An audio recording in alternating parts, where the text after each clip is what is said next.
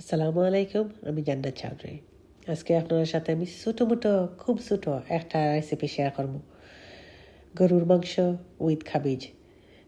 গরুর মাংস beef meet with খাবিজ।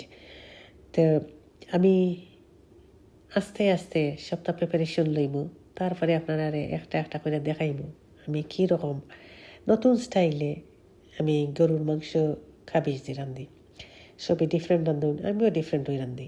Everyday new style আমি ট্রাই করি, বাট কোনো মানুষ ভেরি এক্সপার্ট রান্নার মাঝে।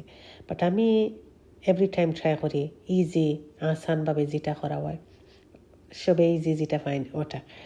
তো আমি এভরিডে নিউ স্টাইলে ডিফারেন্ট ওয়ে করি। তখন আমি আজকে বাংলাদেশি স্টাইলে মাখাইয়া খুন রান্ধুন।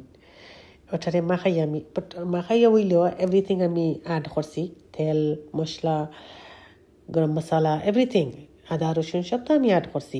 বাট খালি কি বাগার দিছি না, আমি এটারে সপ্তাহে এখনও বালা কইরা মিক্স করতে করতে, বাট বেশি মিক্স করা লাগে। এটারে মিক্স করতে করতে আমি এটারে কুকারের মাঝে দিব।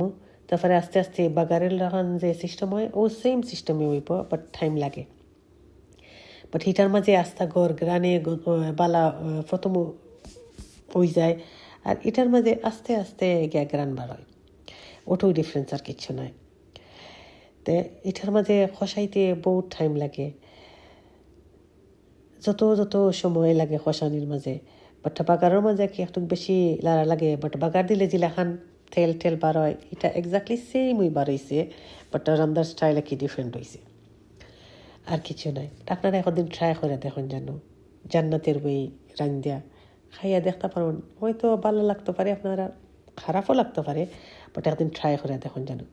সবটা কি হাট ফাট আসিল, খাবিজরে খাটা লাগে না, এমনি খাটা হয়ে যান না, যে কষ্ট লাগছে, যে হাট লাগছে।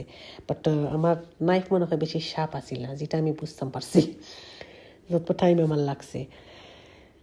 আবার সেই ভেরি এক্সপার্ট আছে খাটার মাঝে, খুব তাড়াতাড়ি খাটিলেন। বাট আমার মনে হয় না খাবিজরে অত তাড়াতাড়ি কেউ খাটতে পারেন। বাট আমি আমার ভেরি বেস্ট ট্রাই করছি, যে 1-2 মিনিটের মাঝে খাটি লওয়া যায়নি না, আমার এক্স্যাক্টলি 15 মিনিটস লাগছে এই খাবিজ খাটাত।